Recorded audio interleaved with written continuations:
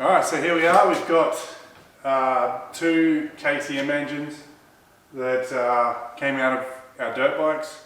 We blew them up this summer, both on the same day. That engine there is a 2000 model and it just got a fresh top end, and this engine here did the bottom end. It's a 2003. When we pulled it down, we found that the piston had also contacted the crankshaft and damaged that. So it's just had a complete rebuild. Now that it's winter, it's starting to cool down. We're pretty much at the stage where the riding season's completely over and we're looking for something to do, something entertaining throughout the winter season. So the plan is try and jam these engines into these power wheels. We follow Grindhard Plumbing Co. We're big fans of their work and we've seen their recent DIY build videos. So we're going to basically copy them and build a solid frame, no suspension, just go-karts essentially under these power wheels bodies. So yeah, let's get into it.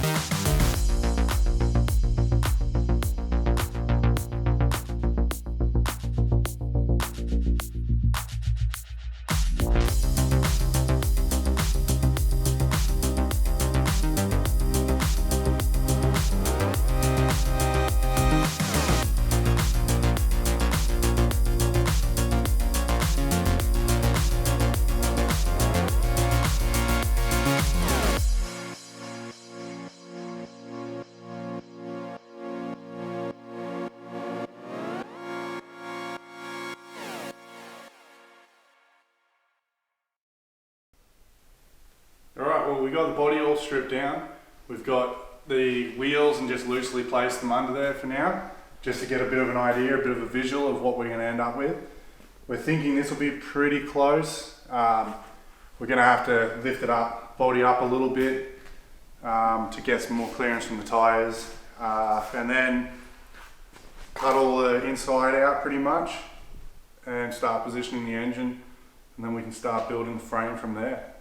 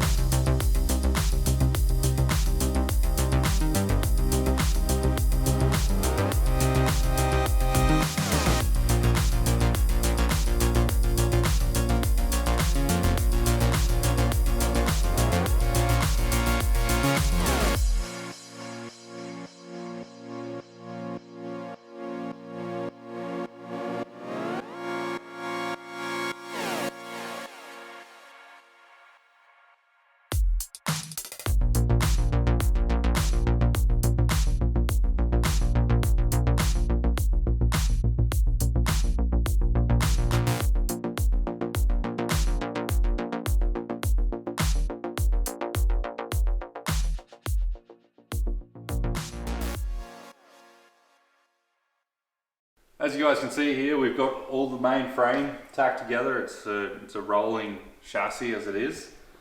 We made the uprights for the spindles on each side, and then we've gone ahead and tacked in our bars for the spindle holders. Managed to keep as much steering angle as we can, being the fact that the wheelbase on this thing is so short. We wanted to keep as much steering angle as we can to try and control those slides.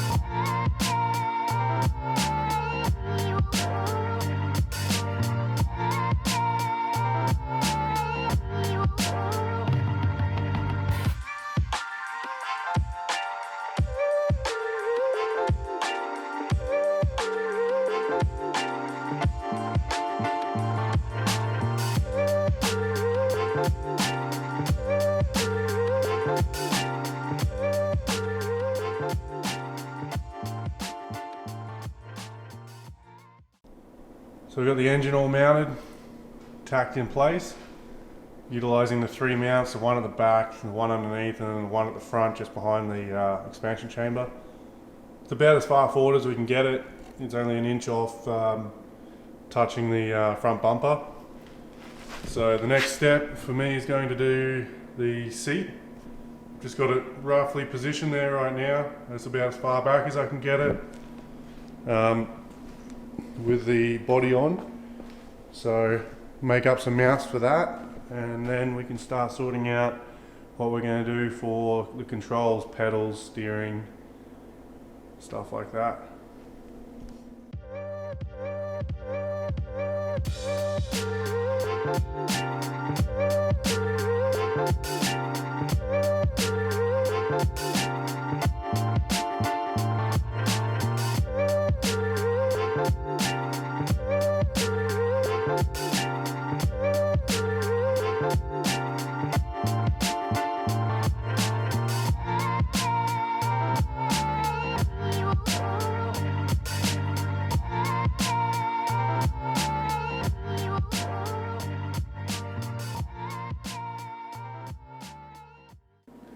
Okay, so got the seat mounted just in the front. Haven't got it done in the back just yet because I don't know how much room I've got back there with the brake that I'm going to mount on this side, and then also I'm going to mount the 2 radiators off the dirt bike behind the seat.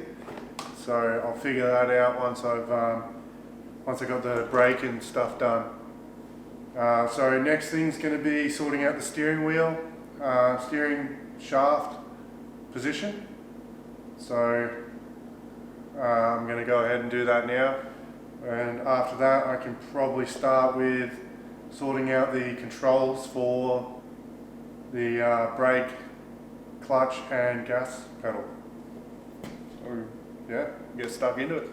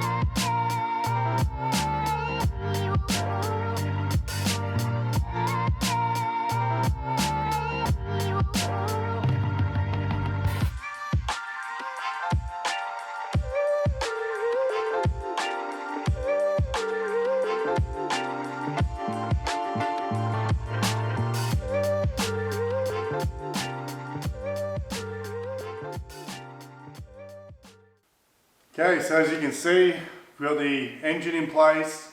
The steering is more or less done. I tried multiple different options there with the steering. Actually spent way longer on it than I should have. I was trying to achieve maximum steering lock, and I've got it pretty close. It's just going to have to do because I don't want to spend any more time on it at the moment. So yeah, exhaust is sort of semi-mounted, and just figured out throttle cable positioning and stuff. So next step is going to be probably cut off the excess on the rear axle and use that to make the jack shaft, and then we can sort out the jack shaft and disc brake options. I'm kind of tempted to mount the disc brake on the jack shaft, but it is a big disc brake and it will be close to your leg, so I'd have to either put a guard on it, or otherwise if I put it on the rear axle, it's the disc brake off the dirt bike, which is massive, and it gets pretty close to the ground there with these tyres on it. So I don't really want to use it there either, because I feel like if I just hit one small bump with it, it'll bend the brake and then it'll have no brakes. So yeah, start by cutting that axle off and work out where the jack shaft's going to go and figure it out from there.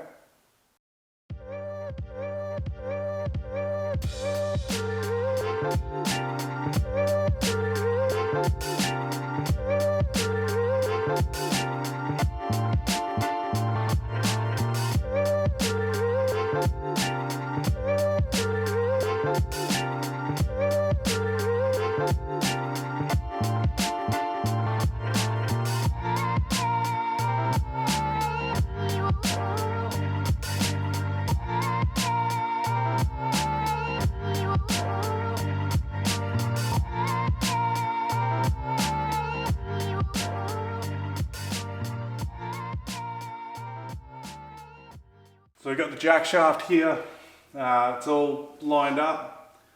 Yeah, I just squared it up with the rear axle.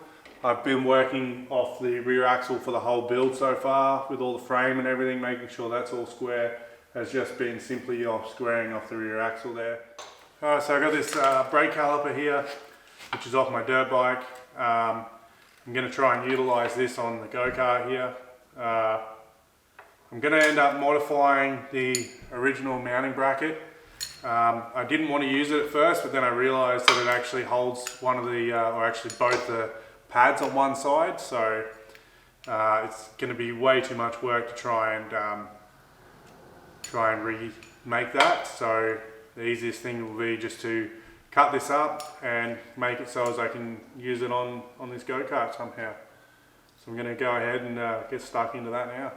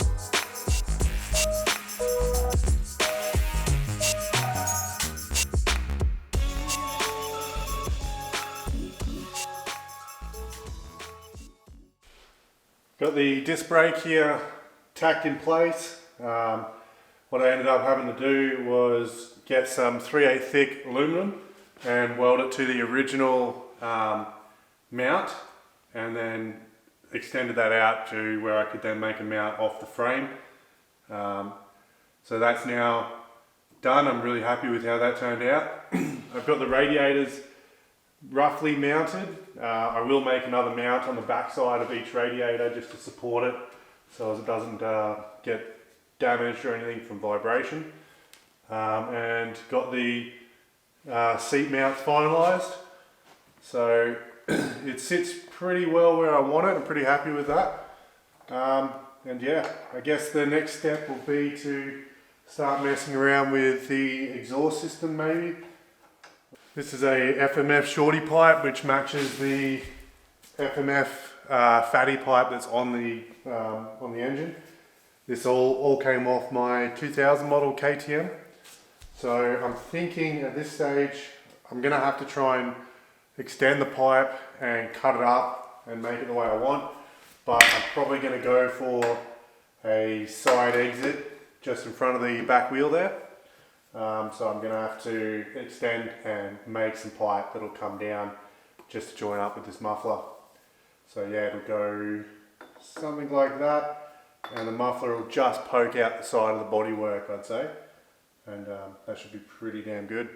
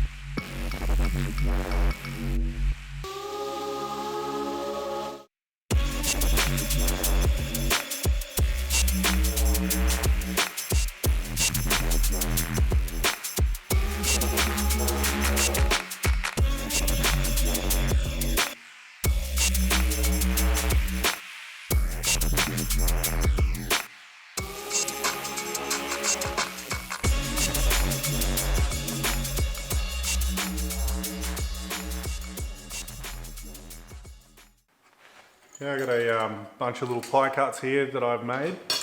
Turned down this piece of DOM tube to about the right size outside diameter. It's just a tiny bit smaller on the inside than the dirt bike exhaust.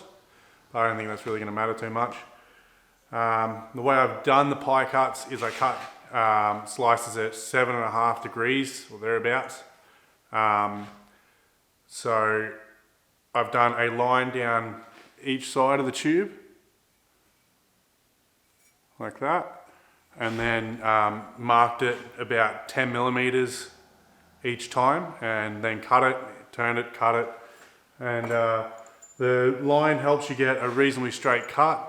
And then also when you line up the lines, it also helps make the bend exactly where it should be.